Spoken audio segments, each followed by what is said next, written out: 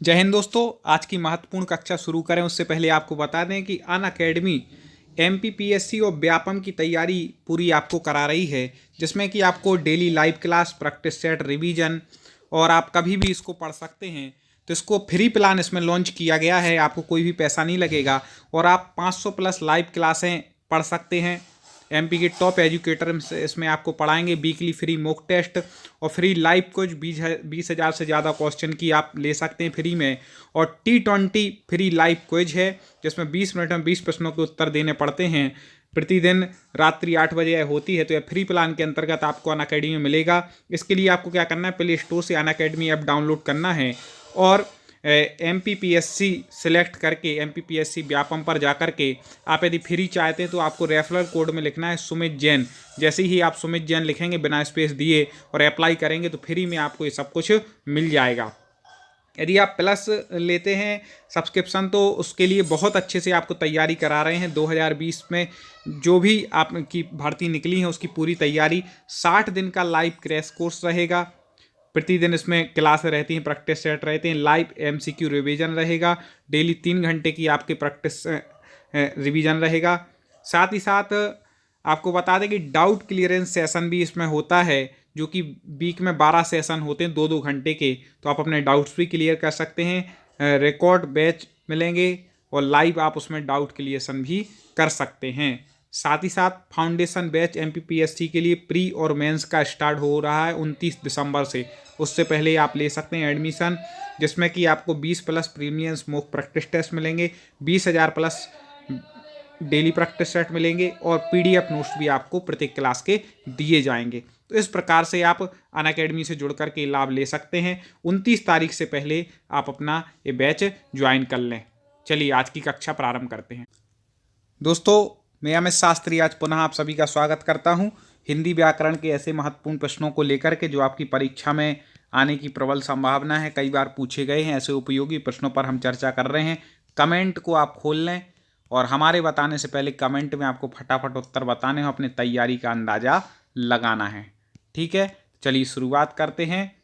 शत्रु, शत्रु का है पर्यायवाची पूछा गया है। पिछले वीडियो आपने ना देखा हो, अपने पता होगी, अपन ने पर्यायवाची पे चर्चा कर रहे थे, उसी के आगे से आज कर रहे हैं चर्चा। तो पर्यायवाची पूछा है शत्रु का, तो शत्रु का पर्यायवाची होता है अरि। क्या होता है? अरि।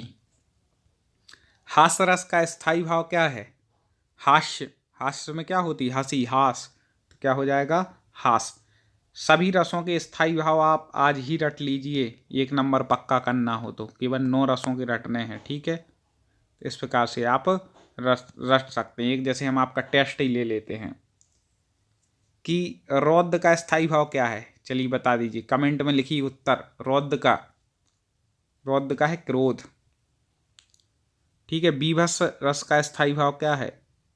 जुगुप्सा या ग्लानि, ठीक है।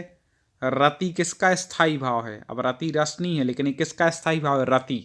तो रति है श्रृंगार रस का स्थायी भाव, ठीक है। ऐसे ऐसे ये सबके याद कर लीजिएगा। निम्नलिखित में ऐसे कौन सा शब्दालंकार नहीं है? ठीक है, 2 है मुख्य रूप से अलंकार, शब्दालंकार, अर्थालंकार। तो शब्दालंकार इनमें से कौन सा नहीं है? जल्दी से बता दीजिए दोस्तों, कंफ्यूज नहीं होना है, याद कर लें। तो शब्दालंकार आपको बता दें कि रूपक नहीं है, ठीक है, क्योंकि इसमें उपमान उपमेय का भाव आता है। अर्थालंकार है, शब्दालंकार नहीं है। स्वर संधि में किसका मेल होता है? स्वर संधि में हम बता चुके हैं, आपको ट्रिक से पढ़ाई थी पूरी संधि। चैनल पे जाके आप हमारे टॉप 50 स्टडी यूट्यूब चैनल पे जाके ट्रिक वाली देख भी सकते हैं, ठीक है। तो संधि में, स्वर संधि में किसका मेल होगा? स्वर का, मतलब स्वर प्लस स्वर आपस में मिलेंगे स्वर संधि में। उन्होंने कहाँ जाना है, वाक्य में किस प्रकार की अशुद्धि है? उन्होंने कहाँ जाना है, अशुद्ध सीधी दिख गया। तो क्या इसमें अशुद्ध है वो आपको छांट लेना है। तो आपको बता दें कि सर्वनाम संबंधी अशुद्धि है। उन्होंने क्या है? एक सर्वनाम, यदि इन्हें ऐसा कर देते उन्हें कहाँ जाना है तो बस ठीक हो जाता, सर्वनाम संबंधी अशुद्धि। सामासिक पद को तोड़ना कहलाता है। एक समास होता है, एक समास का क्या करते हैं अपन, जल्दी से बता दीजिए। समास का करते हैं विग्रह, ठीक है। विच्छेद मत कर देना, विच्छेद किसका करते हैं? संधि का, याद रखिएगा। समास का विग्रह करते हैं, संधि का विच्छेद करते हैं। विच्छेद मतलब होता है तोड़ देते हैं, समास मतलब सामासिक पद को बढ़ा देते हैं, ऐसा समझ सकते हैं, विग्रह करते हैं। ठीक है। निम्नलिखित में से कौन सा शब्द नवीन शब्द का विरोधार्थी है? मतलब नवीन का आपको क्या बताना है? विलोम बताना है। नवीन मतलब होता है नया, तो इसका विलोम क्या हो जाएगा? प्राचीन। नवीन जैसा शब्द है वैसे ही आपको, यदि नया लिखा होता तो पुराना कर देते, ठीक था, लेकिन अभी नवीन शब्द लिखा है, वो तो अर्थ हमने बताया, तो नवीन तो प्राचीन। निगूढ़ में कौन सा उपसर्ग प्रयोग हुआ है? तो आप आसानी से लगा सकते हैं, उपसर्ग शब्द पहले लगते हैं तो नी उपसर्ग का प्रयोग हुआ है। गूढ़ शब्द में तो निगूढ़ बन गया। निम्नलिखित में से कौन सा शब्द तत्सम नहीं है? तत्सम नहीं है पूछा है, तो जल्दी से बता दें इसमें उत्तर। देख लें चारों शब्द आप, तो आपको बता दें स्कंद तो तत्सम है, कपोत भी तत्सम है, ईर्ष्या भी तत्सम है। अब बचा हल्दी, तो हल्दी नहीं है। ठीक है। इसका हरिद्रा बोलते हैं हल्दी को संस्कृत में। हम संस्कृत भी हमने बहुत सारे वीडियो अपने चैनल पर अपलोड किए हैं। आपको यदि संस्कृत में आप किसी विषय में तैयारी कर रहे हो तो जा करके देख लीजिएगा। निम्नलिखित में तद्भव शब्द है। तद्भव, जल्दी, अभी तत्सम पूछा गया था, अब तद्भव पूछा गया है, तो कौन बताता पहले उत्तर? तद्भव, तद्भव। सकट तो भाई तत्सम है, घात भी तत्सम है। कांच, कांच तद्भव है। ठीक है। आगे, गिरा हुआ के लिए एक शब्द है, गिरा हुआ। अब जो गिरा हुआ है उसके लिए क्या बोलेंगे भाई? उसके लिए बोलेंगे पतित। पतित मतलब गिरना ही होता है, पतित होना, गिरना। ठीक है। आगे, निम्नलिखित वाक्यों में शुद्ध वाक्य का चयन कीजिए। जब ये 4 वाक्य दिए हैं, पढ़ें जल्दी से और शुद्ध वाक्य बताएं हमारे बताने से पहले। पहले किसका उत्तर आएगा हम तो ये देखते हैं भाई। तो आपको बता दें कि जो पहला है, वह एक विदुषी महिला है। महिला थी, मतलब थी क्या आ रहा, तो विदुषी, क्योंकि विद्वान तो पुरुष को बोलते हैं, इसलिए महिलाओं, यदि विद्वान कोई महिला हो तो उसको विदुषी बोला जाता है। ठीक है। एक तो ये हो गया। ठीक है, तो इस प्रकार से आप समझ सकते हैं। तो इसमें ये क्यों नहीं होगा, इसमें विदुषी लिखा क्योंकि वह बाद में लिखा है, लेकिन वह पहले आना चाहिए क्योंकि ये सर्वनाम है, ऐसा। अब दूसरे में देखो कौन सा ठीक है वाक्य।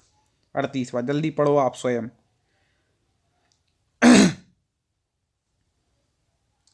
तो देखें, वह प्रमाण सहित अपनी बात बताएगा, यही सही है।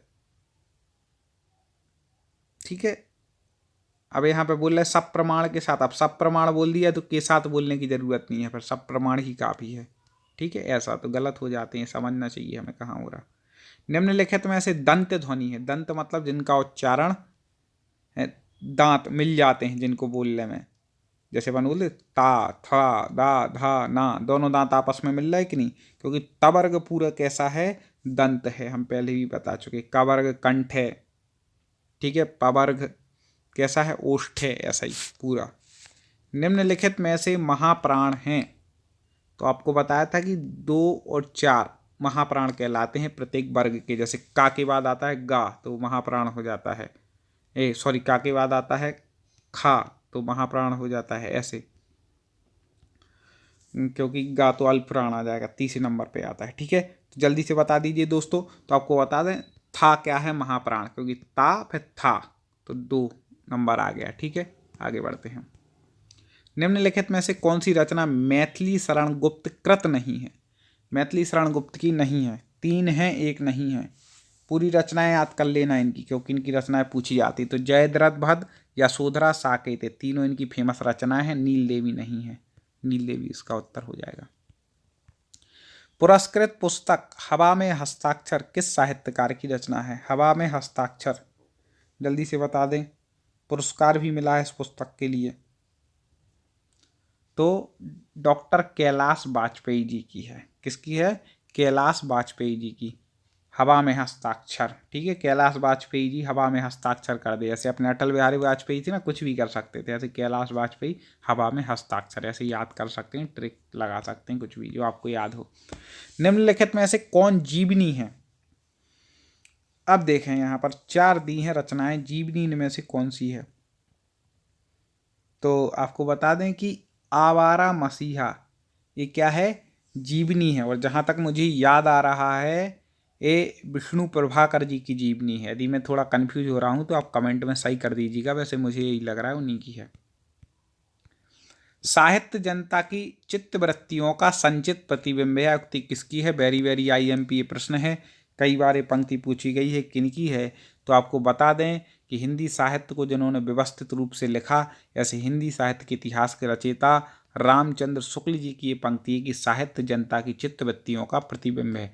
दोस्तों लाइक जरूर कर दें, अभी तक लाइक ना किए वीडियो को एक बार लाइक जरूर करें। आगे बढ़ते हैं। द्विवेदी युगीन रचना जय भारत के रचनाकार हैं। जय भारत किसने लिखी? द्विवेदी युग की रचना है दोस्तों, जल्दी से बता दें। तो द्विवेदी युगीन जो रचना जय भारत है, इसके रचयिता आपको बता दें कि कौन है। तो जय भारत के रचयिता हैं मैथिली शरण गुप्त। मैथिली शरण गुप्त ये जय भारत के रचयिता हैं। दोस्तों उम्मीद है आपको पसंद आ रहे होंगे प्रश्न।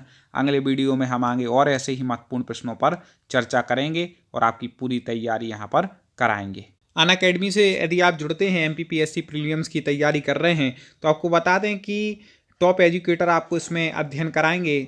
साथ ही साथ recorded session 270 plus recorded session सभी सब्जेक्ट के आपको मिलेंगे, और इसी के साथ लाइव डाउट क्लियरेशन भी 28 दिसंबर से शुरू हो रहा है।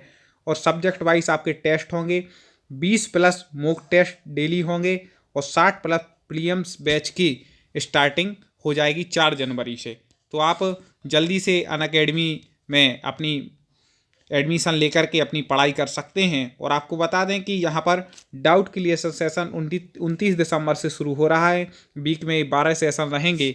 एमपी जीके आदि सभी आपके जितने भी जीके के सब्जेक्ट हैं उन सब की तैयारी आपको अनअकैडमी ऐप के माध्यम से कराई जाएगी। ठीक है, तो जल्दी से जुड़ जाएं। एमपी के टॉप एजुकेटर आपको पढ़ा रहे हैं।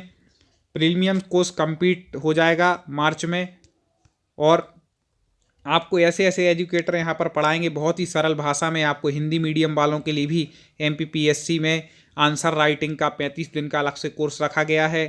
तो इस प्रकार से बहुत ही अनुभवी टीचरों के माध्यम से आप जुड़ सकते हैं। आपको क्या करना है कि अनअकैडमी ऐप को डाउनलोड कर लेना है, प्लस पर जाना है और यहाँ पर गेट सब्सक्रिप्शन पर जाना है। फिर आप अपनी स्वेच्छा के अनुसार कोर्स ले सकते हैं। 1 महीने का कोर्स है 14,040 का, 3 मंथ का है 3600 का, और 6 महीने का है 6,480 का, 1 साल का है 7,920, और 2 साल के लिए 11,520 रुपये देंगे। यदि आप चाहते हैं कि आपको 10% इस पर डिस्काउंट भी मिल जाए तो सुमित जैन रेफरल कोड डाल करके आप पे कर देंगे और अपने एमपी और व्यापम के एग्जाम की तैयारी कर पाएंगे।